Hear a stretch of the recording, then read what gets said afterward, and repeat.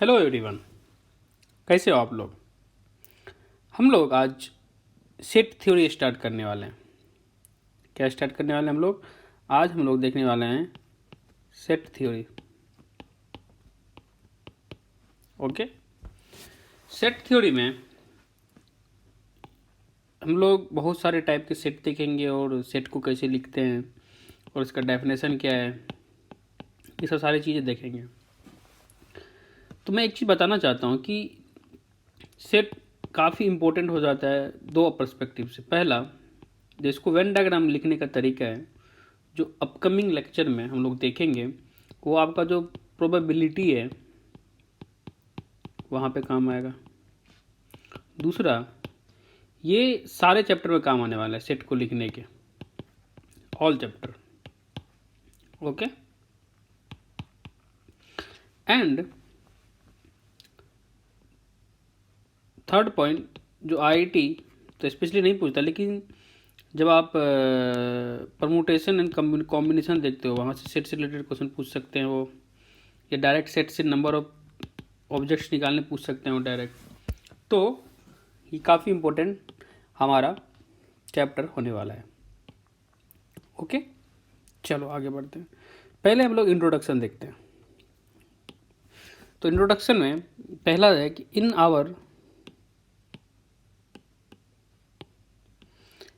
Our mathematical language everything. Mathematic के language में क्या होता है कि एवरीथिंग जो यूनिवर्स में है ना, वो लिविंग ऑब्जेक्ट हो और नॉन लिविंग ऑब्जेक्ट हो, हम सारे को क्या बोलने वाले हैं? ऑब्जेक्ट बोलने वाले हैं।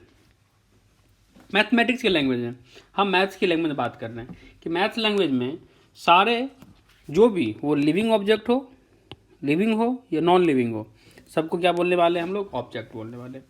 तो समझ में आ गया, मैथ में ऑब्जेक्ट बोला है, इसका मतलब ये नहीं कि वो non living object, non living thing है, वो लिविंग भी हो सकता है। पहला पॉइंट के लिए। दूसरा, a given collection of object is said to be well defined. अब वेल डिफाइंड का क्या मतलब है, आपको यहाँ पे ध्यान देना है। वेल डिफाइंड, ये इंपॉर्टेंट वर्ड हमारे सेट में है, वेल डिफाइंड। वेल डिफाइंड क्या मतलब होगा? A given collection of object is said to be well defined if we can definitely say whether a given, definitely, ये वर्ड पे ध्यान देना है। कौन से वर्ड पे? डेफिनेटली। कह सकते हैं कि पर्टिकुलर ऑब्जेक्ट बिलोंग करता है किसी कलेक्शन में और नॉट, किसी फैमिली में बिलोंग करता है कि नहीं करता है। समझ में आ गया? वेल डिफाइंड का मतलब है कि हम डेफिनेटली कह सकते हैं कि नहीं कह सकते हैं कोई भी पर्टिकुलर ऑब्जेक्ट। अब ऑब्जेक्ट का मतलब क्या है? और नॉन लिविंग हो या लिविंग हो। ओके, चलो इतनी बात क्लियर हो गई हमारी कि ऑब्जेक्ट्स क्या हैं मैथ्स की भाषा में, एंड वेल डिफाइंड का मतलब क्या है। Okay, one more thing, well defined का मतलब किसी चीज़ को हम डेफिनेटली बोल सके कि वो ऑब्जेक्ट किसी पर्टिकुलर कलेक्शन का है या नहीं, बिलोंग टू द कलेक्शन और नॉट। चलो यहाँ से हम लोग अब देखने वाले हैं हम लोग डेफिनेशन, सेट का डेफिनेशन। तो इस सेट जो होता है वेल डिफाइंड, अब देखो वेल डिफाइंड आ गया। वेल डिफाइंड का मतलब well defined collection of object, means object का क्या है? वो कलेक्शन है, वेल डिफाइंड कलेक्शन। ओके, ये देखो वेल डिफाइंड कलेक्शन, ये डेफिनेशन है कि a set is well defined collection of objects. Objects का क्या है? वो वेल डिफाइंड है। समझ में आ गया? जैसे हम लोग नेचुरल नंबर देखे थे, तो नेचुरल नंबर क्या है? एकदम डेफिनेटली कह सकते हैं काउंटिंग नंबर 1 2 3 अप टू, ये मेरा नेचुरल नंबर है। तो इस सेट ऑफ नेचुरल नंबर क्या है? मेरा सेट, इस set of natural number, example में जो नेचुरल नंबर है उसका कलेक्शन को हम लोग सेट बोल सकते हैं। 1 2 3, ये मेरा क्या है? एक सेट है, एक कलेक्शन है, ये हो गया। इस सेट ऑफ इंटीजर, तो इंटीजर को हम डेफिनेटली बोल सकते हैं ना, किस चीज़ वो बिलोंग करता है, किस टू बिलोंग कर रहा है इंटीजर से, हम लोग डेफिनेटली बोल सकते हैं क्योंकि डेफिनेशन उसका जानते हैं। A set of vowel in English alphabet. अब इंग्लिश अल्फ़ाबेट में हम लोगों ने वॉवेल को एक डेफिनेटली डिफाइंड किया हुआ है, ये हो गया। अब a set of good student in the class, it is not a set, क्योंकि हम डेफिनेटली नहीं बोल सकते हैं कि ये स्टूडेंट गुड है, ये वेल डिफाइंड नहीं है। यहाँ पे क्या है? इट वेल डिफाइंड यहाँ पे नहीं था, इसलिए दिक्कत हो गई। ठीक है, जैसे आप यहाँ पे एक एग्जांपल देखो, क्या है ये, इसको अगर देखें, ये क्या लिखा हुआ है, ये पॉइंट कि the collection of 5 most talented writer in India is not a set. क्यों नहीं सेट है, ये बोला है इसलिए सेट नहीं है, since no rule has been given for deciding whether given writer is talented और नॉट। कोई रूल ही नहीं है, कोई डेफिनिट रूल नहीं है, कोई डेफिनिट वे नहीं है, कोई डिसाइडिंग फैक्टर ही नहीं है जिससे कि हम मोस्ट टैलेंटेड लोग को बता पाए। समझ में आ गया। तो सेट किसको बोलेंगे, वेल डिफाइन होना चाहिए उसे कलेक्शन। ओके चलो अब इंपॉर्टेंट पॉइंट हम लोग एक देखते हैं, ये पॉइंट अब मेरा इंपॉर्टेंट है। ये क्या है, set are usually denoted by capital letter. ध्यान देना है, किससे डिनोट करते हैं, कैपिटल लेटर से। आप लोग इसको एज इट इज लिखो, क्योंकि ये एक्चुअली जो चैप्टर है ये हमारा क्या होने वाला है, ये डेफिनेशन बेस्ड चैप्टर है, ओनली डेफिनेशन आएंगे। आपको डेफिनेशन को अपने जिहन अपने दिमाग में सेट करना है, समझना है। समझ लिया तो क्लियर, नहीं समझा कंफ्यूज, आप हर अपकमिंग चैप्टर में कंफ्यूज रहोगे। सो सेट को हम लोग कैपिटल लेटर से दिखाते हैं, से ओके ओके अंडरस्टूड। अब सेकंड पॉइंट है कि its element are denoted by small letter. Set को क्या दिखाएंगे, सेट का जो कलेक्शन होगा पूरे सेट को कैपिटल लेटर से दिखाएंगे, और उसके जो एलिमेंट होंगे उसको हम लोग स्मॉल लेटर दिखाएंगे, A B C X Y Z. समझ में आ गया। जैसे एक फैमिली है, मान लो कोई फैमिली है, फैमिली को मान लिया कैपिटल लेटर से दिखाना है, कौन सा फैमिली है कि मतलब रिच फैमिली है क्या कि पुअर फैमिली है, और उसके जो मेंबर होंगे उसको स्मॉल से। तो एक फैमिली में बहुत सारे मेंबर हो सकते हैं ना, तो ये है, ये सेट हो गया, और ये क्या हो गया, उसके एलिमेंट हो गया। चलो अब थर्ड पॉइंट कि if a is a element of A. अब ए क्या है, मेरा सेट है। सेट में कोई फैमिली है, कोई फैमिली एक कोई बच्चा है, बोलेंगे इस फैमिली से बिलोंग कर रहा है, तो कैसे बिलोंग कर रहा है, तो यहाँ पे बोला है कि if a is a element of A then we write it as a. Means a बोल रहा हूँ कि ए में रहता है, ए जो है ए बच्चा ए फैमिली से है, ए कोई स्टूडेंट ए फैमिली से, तो इसको कैसे लिखेंगे, सिंबॉलिक, ये सिंबल मेरा, ये सी को बीच में एक और दे देंगे, तो इसको रीड करते हैं हम लोग, a belongs to A, small a belongs to, इसको हम लोग क्या रीड करते हैं, इसको बिलोंग्स टू, क्या पढ़ते हैं इसको, बिलोंग्स टू। ओके तो ये मेरा है, तो ए बिलोंग्स टू ए। अगर मान लिया जाए, बोला है second point, if B is not a element, अब बोलेंगे कि ए जो था, ए बच्चा ए के फैमिली से नहीं है, तो कैसे दिखाएंगे, ये ऐसे करेंगे, इसका मतलब क्या हुआ, फैमिली से है, इसका मतलब नहीं है। जैसे आप इसे समझो कि x is not equal to 5, क्या करते, इक्वल टू क्या साइन होता है 5, इसमें क्रॉस कर दिया। सिमिलर वे से बिलोंग का क्या होता है, ए बिलोंग्स टू ए, नहीं कर रहा है तो क्रॉस हो गया। ओके तो ये मेरा यहाँ पे साइन है एच बी। इसको रीड करते हैं, बी डज नॉट, इसको रीड कैसे करते हैं, इसको रीड हम लोग करते हैं B does not belong to A. Okay जैसे इसको रीड क्या करते हैं, इसको रीड करते हैं x is not equal to 5, ये क्या, ओके इसी तरह A does not belong to A. तो यहाँ पे 3 पॉइंट सीखा। अभी हम लोगों ने क्या देखा, पहला चीज़ देखा कि सेट का definition, set is a well defined collection of object. पहला पॉइंट क्लियर, कलेक्शन होना चाहिए, वेल डिफाइंड होना चाहिए था। वेल डिफाइंड का मतलब आपको बता चुका है कि डेफिनेटली हम बता सकें। दूसरा बात, सेट को डिनोट करते हैं कैपिटल लेटर से, और उसके एलिमेंट को डिनोट करते हैं स्मॉल लेटर से। यहाँ तक क्लियर। अब कोई चीज़ किस सेट में बिलोंग कर रहा है उसको डिनोट करते हैं a belong to A. Okay read करते हैं ए बिलोंग्स टू ए, नहीं कर रहा है तो उसका सिंबल हमने बताया कि ये वाला होने वाला है। ओके चलो अब यहाँ पर देखने वाले हैं कि चलो सेट है तो इसका रिप्रेजेंटेशन क्या होने वाला है। तो सेट को एक्चुअली रिप्रेजेंट करते हैं 2 फॉर्म में, एक roster form, set builder form. तो याद रखना है, जैसे किसी के टाइप होते हैं ना, तो सेट के 2 टाइप से हम लोग रिप्रेजेंट कर सकते हैं।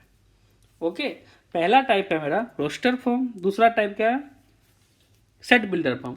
कोई थर्ड टाइप भी बोलता है इसको वेन डायग्राम, वो हम नहीं बोलते हैं, लेकिन वो हम लोग बाद में देखने वाले हैं, ठीक है। तो set is represented in two forms, first form is roster form and second one is set builder. Okay, तो सेट को टू तरह से दिखा सकते हैं। चलो अब हम लोग यहाँ पे आए तो रोस्टर फॉर्म क्या है, रोस्टर फॉर्म एक ही ओ होने वाला है, ठीक है, ये रोस्टर फॉर्म।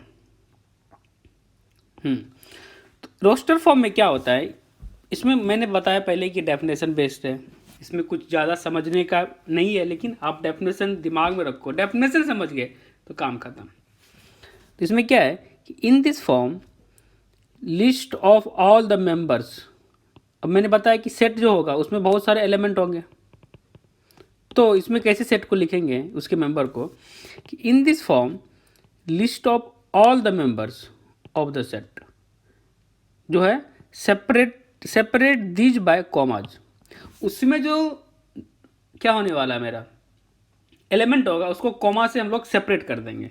जैसे मानो मुझे लिखना होता है 1 2 3 4, तो इसको क्या करेंगे हम लोग, मान लो कि मेरे पास इतने 4 एलिमेंट है, इसको क्या करेंगे कॉमा से सेपरेट कर देंगे बस। और बोल रहा है कि enclose these with in the करली ब्रैकेट, अब इस पूरे को किसके कर लेंगे, करली ब्रैकेट में हम डाल देंगे, बस यही मेरा हो गया सेट रोस्टर मेथड। और अब समझ आ गया रोस्टर मेथड। तो रोस्टर मेथड के लिए क्या चाहिए मुझे, उसमें कितने एलिमेंट है, जैसे यहाँ 1 2 3 4 था, कितने एलिमेंट हैं, सारे एलिमेंट को सेपरेट कर देंगे हम कॉमा से, किससे कर देंगे, कॉमा से। ओके, फिर इसको इनक्लोज कर लेंगे किसमें हम लोग, करली ब्रैकेट। तो करली ब्रैकेट ओके ना, तो करली ब्रैकेट मेरा यहाँ पे इंपॉर्टेंट है, करली ब्रैकेट एंड कॉमा। ओके, जैसे फॉर एग्जांपल देखो आप, ओनली वन एलिमेंट है, अब इसे मानो ओनली वन एलिमेंट है, तो ओनली वन एलिमेंट में तो कोई और अदर एलिमेंट रहेगा तभी तो कॉमा देंगे। तो यहाँ पे क्या होने वाला है कि 1 लिखो और इसको करली ब्रैकेट के अंदर डाल दो, ये हो गया। जैसे 1 2 3 है, 1 2 3 है, इसको कॉमा सेपरेट कर दिया हमने। ABCD है, ABCD कॉमा से सेपरेट किया और करली ब्रैकेट के इनक्लोज कर दिया। ओके, भावेल का सेट तो था, तो क्या हो जाएगा A, E, I, O, U, यहाँ से मेरा इस तरह हो गया। अंडरस्टूड बच्चों। जैसे अब मुझे सेट लिखना है the set of natural number n, अब सेट को किससे डिनोट करें, कैपिटल, इसलिए n हो गया, और n से मतलब क्या होता है मेरा नेचुरल होता है। Less than 10 can be written as, तो n को क्या हो गया, ये सेट हो गया पूरा नाम, तो इसके एलिमेंट को क्या लिखेंगे, इक्वल, करली ब्रैकेट के इनक्लोज करना है 1 2 3 4 5 6 7 8, बोला है लेस देन 10 होना चाहिए, तो 9 तक, ये मेरा सेट हो गया। अंडरस्टूड। ओके, ये हुआ। अब set of prime number p कैसे लिख सकते हैं, प्राइम नंबर को क्या p से दिखा दिया कि एक मेरा सेट है। ये सेट किसका है, प्राइम नंबर का। इसमें एलिमेंट जो आने वाला है 2 3 5 7 11, ये इस तरह का होगा। आगे समझ में बात, तो ये मेरा खत्म। ये कौन सा फॉर्म हो गया, ये रोस्टर फॉर्म हो गया। तो रोस्टर फॉर्म में क्या सीखा हमने, रोस्टर फॉर्म में देखा कि जितने भी एलिमेंट रहेंगे सेट को, उसको सेपरेटेड बाय कॉमा से सेपरेट कर देंगे, और इसको सारे जो एलिमेंट हैं उसको करली ब्रैकेट के अंदर इनक्लोज कर लेंगे। ओके, चलो अब हम देखते हैं सेट बिल्डर फॉर्म। तो सेट बिल्डर फॉर्म क्या है, सेट बिल्डर फॉर्म में in this form we give a rule which determines a given object in the set और नॉट। इसमें कुछ रूल्स दे देते हैं हम। सेट बिल्डर में क्या करते हैं, हम रूल्स देते हैं। रोस्टर में क्या किया हमने, रोस्टर में एलिमेंट था, उसको कॉमा से हमने सेपरेट किया। ओके, सेट बिल्डर में हम लोग क्या करेंगे, इसमें क्या करेंगे, इसमें कुछ रूल्स देंगे। जैसे एग्जांपल से ये समझ में आएगा ऐसे। ओके, जैसे मान ली ए सेट है, कोई सेट को कैपिटल लेटर से दिखाना है, मैंने दिखा दिया।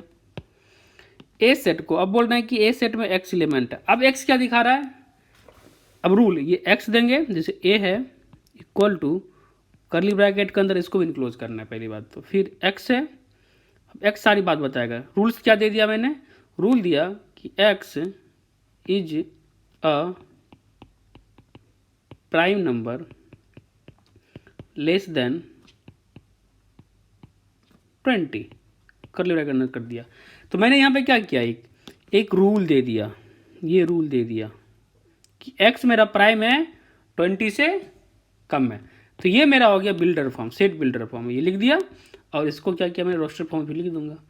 प्राइम नंबर को लिखना है जो 20 से कम है, तो करली ब्रैकेट के अंदर देंगे और सारे प्राइम नंबर को लिख के कॉमा से सेपरेट कर देंगे, इसको करली ब्रैकेट के अंदर इनक्लोज कर देंगे। आगे समझ में बात, ओके। अब इसी तरह से अब ये देखो कि यहाँ से देखो तो बी एक्स रूल दिया, x is a vowel of the alphabet of the English alphabet. X क्या है, x is an vowel of English alphabet. तो क्या करेंगे, इसको लिखेंगे सेट बिल्डर में A comma E comma I comma O U. ये क्या हो गया, ये रोस्टर फॉर्म हो गया। ये क्या है मेरा सेट बिल्डर फॉर्म। तो सेट बिल्डर में हमको रूल्स दे देगा, तो रूल हो गया। जैसे माना जाए सी है, एक्स बोल रहा है, एक्स क्या बोला है, एक्स जो है 1 से बड़ा है और 5 से छोटा है, 1 से बड़ा 5 से छोटा, और 1 5 को भी लेगा, और एक्स क्या है इंटीजर। ये रूल्स दिया रहेगा, ओके। लेकिन बाय द टाइम आप भी रूल्स लिख सकते हो कि क्या क्या आपको देना है, आपको रूल क्या देना है, आपको क्या चाहिए उसके अकॉर्डिंग आप रूल दे दो। तो यहाँ क्या हो गया 1 2 3 4 5 इंटीजर हो गया।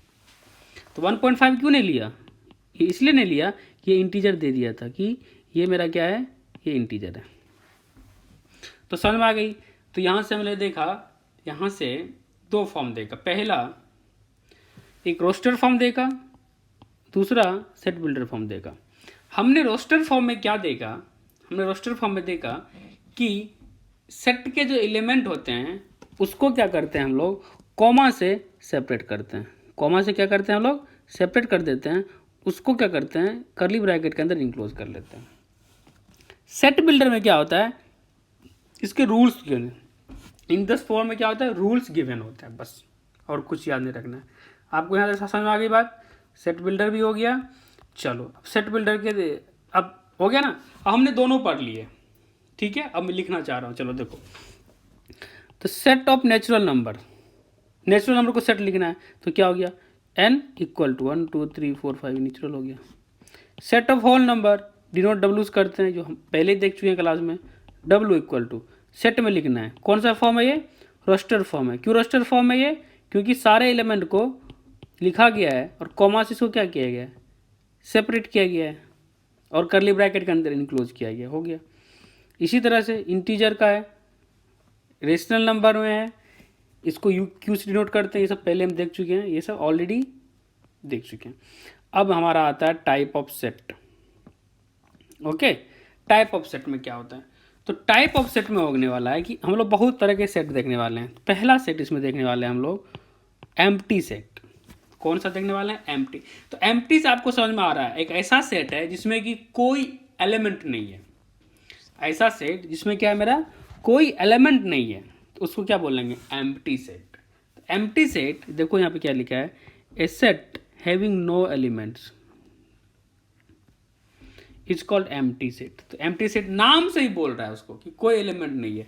तो एम्प्टी सेट को दूसरा नाम से हम लोग जानते हैं, वाइड सेट भी बोल सकते हैं उसको, नल सेट भी बोल सकते हैं। तो जहां भी वाइड सेट आए मीन्स एम्प्टी सेट, कोई एलिमेंट नहीं होने वाला है। नल मीन्स अरे यार कुछ नहीं, नल मीन्स कुछ नहीं, नल। वाइड मीन्स भी कुछ नहीं, वाइड मीन्स खाली, एम्प्टी मीन्स भी खाली। तो ये तो सिनोनिम्स टाइप का हो गया, ओके। तो a set having no elements is called empty set, और उसको वाइड सेट भी बोल सकते हैं और नल सेट भी। और एक चीज़ आप जान लो आगे बढ़ने से पहले, इसको हम लोग पढ़े होंगे, इसको बोलते हैं, सिंबल का नाम क्या है, फाई। फाई।